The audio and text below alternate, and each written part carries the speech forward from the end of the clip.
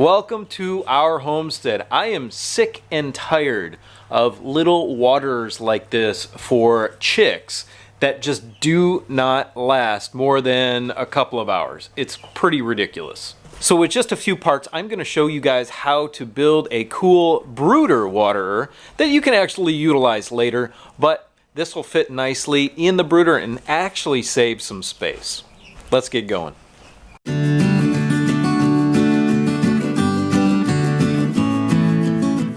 We just got some brand new baby chicks here. We've got some Easter eggers and some leghorns. I will show you those in a minute.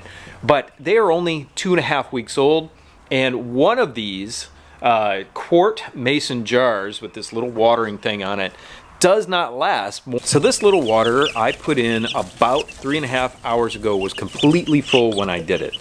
Of course, this is going to be dependent on the number of chicks. I'm not unaware of that. However, they don't last long, even with very tiny chicks. Let's show you first the parts and pieces that you are going to need for the project. You're going to need a small bulkhead fitting. This one is a 1/2 inch bulkhead fitting. Certain brands have different widths here, but you want the smallest one you can find. And then you want a 1/2 inch spigot that will thread into the outside of that bulkhead fitting. So you need some of these little plastic chicken coop watering tees, and that's so that that little threaded part right there can accommodate your watering nipples or watering cups. Now I like the Rent-A-Coop brand, but I couldn't find them and I couldn't wait for them to be delivered. I need these chicks to have more water now. So I ran to Tractor Supply and got this brand.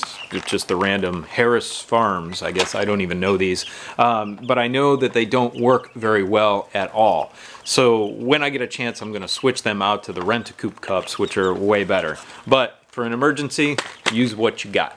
You're gonna need a 2-gallon bucket with a lid. You can find these at Home Depot or Lowe's, and they're like $3 a piece. You're gonna need some 1/2 inch PVC and some 1/2 inch PVC couplings, a 1/2 inch PVC end cap, and this, which is a hose attachment. It actually rotates here for 1/2 inch PVC. It's a slip fitting on this side, and I believe it's a 5/8 inch hose connection on this side. You're going to need a couple of pipe straps. You're going to need a male end hose repair kit and a piece of hose with a female end. And then of course some 1/2 inch PVC. Let's start building. First thing we did was we cut our hose to the length that we needed it, and we installed the male end on the end of that piece of hose. So we have a female end and a male end on the hose. Then we cut our 1/2 inch PVC into about 8 or 9 inch pieces. Each of your brooders or coops are going to be different, so the length of this is going to vary for you. Let me bring you in here closer and show you how we are going to assemble it. So we have our threaded end with our slip fitting here, and that's going to slip onto our first piece of pipe. Like I said, 8 or 9 inches long, but you make the determination per the length of your brooder. Then we have our first Rent-A-Coop tee, and we're going to thread one of the nipples into that. We've got a pipe clamp that's going to hold that piece on to the wall. Actually, we just have 2 pipe clamps. It doesn't matter where you clamp them. We've got a second tee, another nipple, another piece of PVC, third tee, cup, fourth tee, cup, and on the end we'll have a cap. Now if you want to turn a corner, of course, you're just going to cut a piece like this in half and then turn. But if you don't need to do that, keeping it straight is actually a little bit easier. On the bottom of our 2-gallon bucket, we are going to use a hole saw and cut a hole big enough for our bulkhead fitting to go right here on the bottom. Thread in our spigot, and then that will just connect to the end of our hose. So let's get this piece together with our PVC glue and cut our hole. Make sure when you're locating your hole for your bulkhead fitting, it is on a flat portion, because if you have any ridges in that, then that's not going to seal properly and it's going to leak everywhere. So this will have to be right in the center because this bucket is small. So let's put our hole right there. And here's a little trick. Once you get the center bit through there, flip your drill to reverse, because these plastics grab these hole saws really easily, and if you go in reverse, it'll still cut, so they won't grab and twist the bucket around.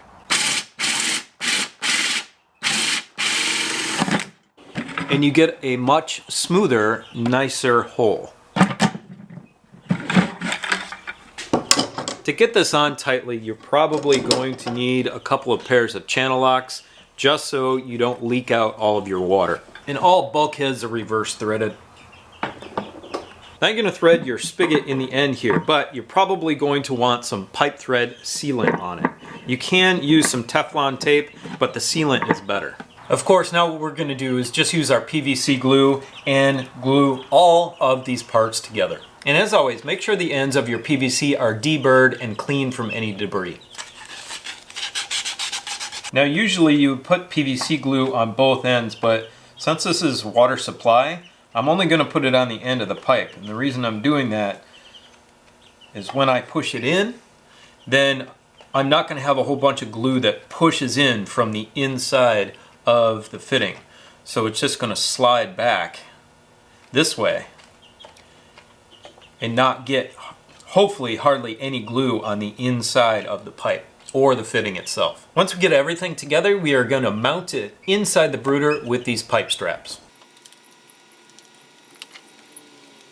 Now that we have this assembly together, we need to drill a hole in the side of our brooder.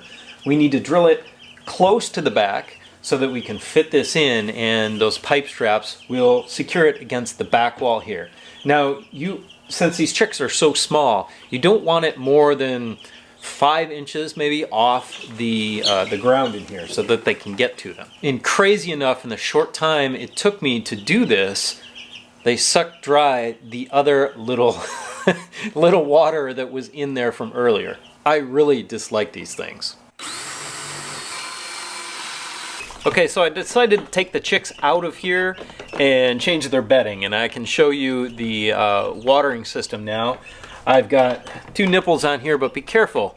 The angle that you put these nipples, if you turn them on their side too much, they're going to leak a little bit. So make sure they're angled down and that the cups are angled at the right angle too. So just keep that in mind. Also, with the nipples in these new watering cups, I am going to switch them out anyway to the better ones. But you're going to need to train them on how to use them. So stick their face in it, tack on the little yellow deal on these kind of cups, which is why I don't like them. But emergency, it's totally fine. Over here, we've got our bucket, and it's just hung on our post. You can set it on a table, you can do whatever. As long as it has enough gravity and enough water in it to gravity feed that water down into your watering, or down into the brooder, into the watering line, then you're good to go. So I've got a lid for the bucket. We'll just put that on the bucket and keep any dust and nastiness out of the line. And we're good to go. These chicks should have a good amount of water now to drink, much better than those ridiculous little mason jars.